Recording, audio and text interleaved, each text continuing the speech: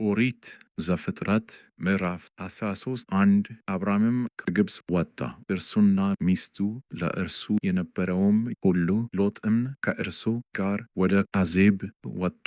2 አብራምም በከብት በብርና በወርቅ እጅግ በለጠገ። 3 ከአዜብ ባደረገው በጉዞውም ወደ ቤቴል በኩል ሄደ። ያም ስፍራ አስቀድሞ በቤቴልና በጋይ መካከል ድንኳን ተክሎበት የነበረው ነው። 4 ያም ስፍራ አስቀድሞ መሠዊያ የሰራበት ነው። በዚያም አብራም የእግዚአብሔርን ስም ጠራ። 5 ከአብራም ጋር የሄደው ሎጥ ደግሞ የላምና የበግ መንጋ ድንኳንም ነበረው። 6 በአንድነትም ይቀመጡ ዘንድ ምድር አልበቃቸውም፣ የነበራቸው እጅግ ነበረና በአንድነት ሊቀመጡ አልቻሉም። 7 የአብራምና የሎጥን መንጎች በሚጠብቁት መካከልም ጠብ ሆነ። በዚያም ዘመን ከነዓናውያንና ፌርዛውያን በዚያች ምድር ተቀምጠው ነበር። 8 አብራምም ሎጥን አለው፣ እኛ ወንድማማች ነንና በእኔና በአንተ በእረኞቼና በእረኞችህ መካከል ጠብ እንዳይሆን እለምንሃለሁ። 9 ምድር ሁሉ በፊትህ አይደለችምን? ከእኔ ትለይ ዘንድ እለምንሃለሁ። አንተ ግራውን ብትወስድ እኔ ወደ ቀኝ እሄዳለሁ፣ አንተም ቀኙን ብትወስድ እኔ ወደ ግራ እሄዳለሁ። 10 ሎጥም ዓይኑን አነሳ፣ በዮርዳኖስ ዙሪያ ያለውንም አገር ሁሉ ውሃ የሞላበት መሆኑን አየ።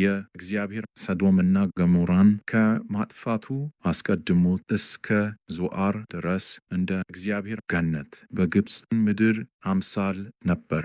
11 ሎጥም በዮርዳኖስ ዙሪያ ያለውን አገር ሁሉ መረጠ። ሎጥም ወደ ምስራቅ ተጓዘ፣ አንዱም ከሌላው እርስ በርሳቸው ተለያዩ።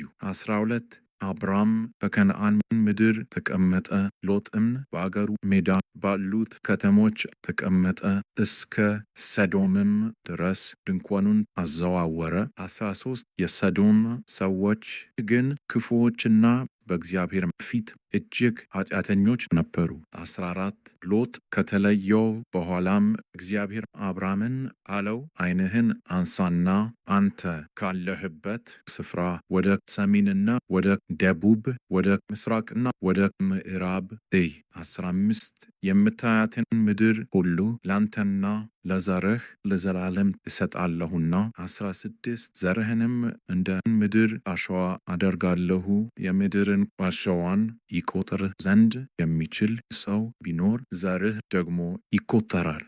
17 ተነሳ፣ በምድር በርዝመቷም በስፋቷም ሂድ፣ እርሷን ለአንተ እሰጣለሁና። 18 አብራምም ድንኳኑን ነቀለ፣ መጥቶም በኬብሮን ባለው በመምሬ የአድባር ዛፍ ተቀመጠ። በዚያም ለእግዚአብሔር መሠዊያን ሠራ።